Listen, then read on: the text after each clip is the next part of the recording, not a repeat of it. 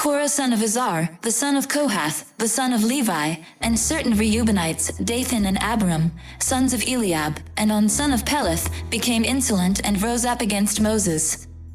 With them were 250 Israelite men, well-known community leaders who had been appointed members of the council.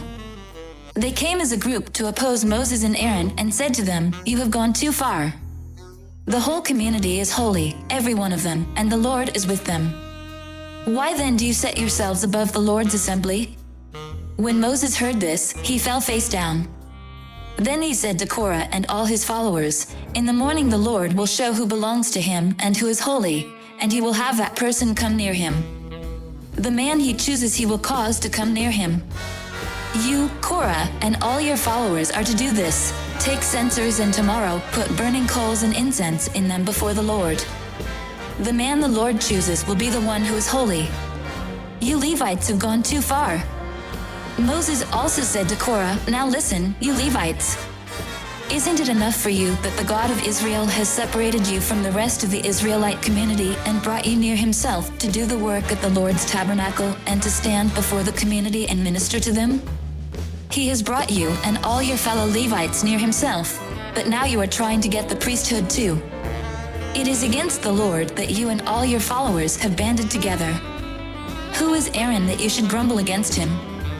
Then Moses summoned Dathan and Abiram, the sons of Eliab. But they said, "We will not come.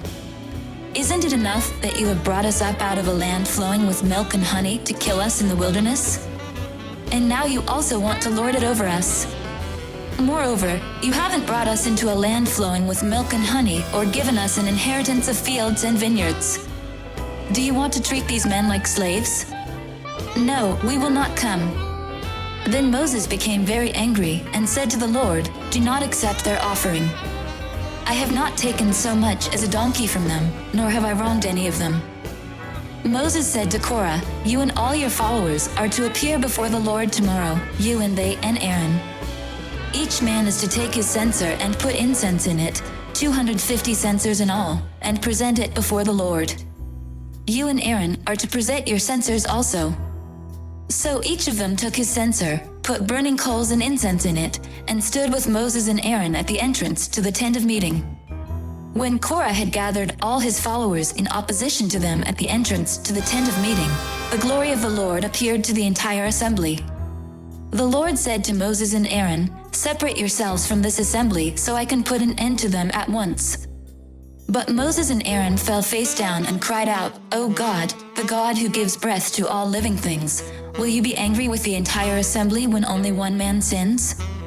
Then the Lord said to Moses, "Say to the assembly, move away from the tents of Korah, Dathan and Abiram." Moses got up and went to Dathan and Abiram, and the elders of Israel followed him. He warned the assembly, "Move back from the tents of these wicked men. Do not touch anything belonging to them, or you will be swept away because of all their sins." So they moved away from the tents of Korah, Dathan and Abiram. Dathan and Abiram had come out and were standing with their wives, children and little ones at the entrances to their tents. Then Moses said, "This is how you will know that the Lord has sent me to do all these things, and that it was not my idea. If these men die a natural death and suffer the fate of all mankind, then the Lord has not sent me. But if the Lord brings about something totally new, and the earth opens its mouth and swallows them, with everything that belongs to them, and they go down alive into the realm of the dead, then you will know that these men have treated the Lord with contempt." As soon as he finished saying all this, the ground under them split apart and the earth opened its mouth and swallowed them and their households, and all those associated with Korah, together with their possessions. They went down alive into the realm of the dead, with everything they owned. The earth closed over them, and they perished and were gone from the community. At their cries, all the Israelites around them fled, shouting, "The earth is going to swallow us too." And fire came out from the Lord and consumed the 250 men who were offering the incense. The Lord said to Moses, "Tell Eleazar son of Aaron, the priest, to remove the censers from the charred remains and scatter the coals some distance away, for the censers are holy, the censers of the men who sinned at the cost of their lives. Hammer the censers into sheets to overlay the altar, for they were presented before the Lord and have become holy. Let them be a sign to the Israelites." So Eleazar the priest collected the bronze censors brought by those who had been burned to death, and he had them hammered out to overlay the altar, as the Lord directed him through Moses.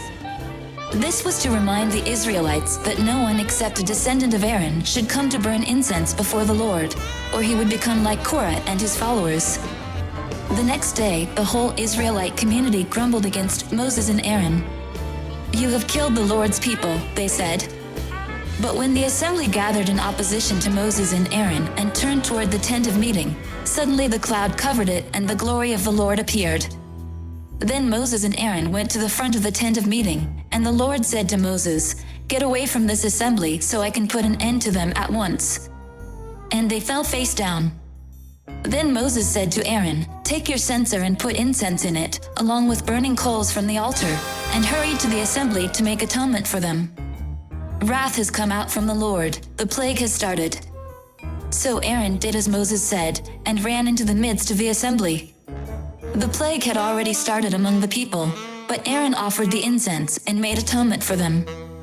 He stood between the living and the dead, and the plague stopped. But 14,700 people died from the plague, in addition to those who had died because of Korah.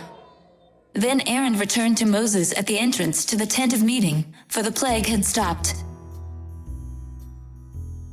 "Come follow me, and I'll send you out to fish for people." I hope and I pray that the Spirit of God, the Almighty, is with you, and that His Son and His Holy Spirit bless you and your family throughout eternity.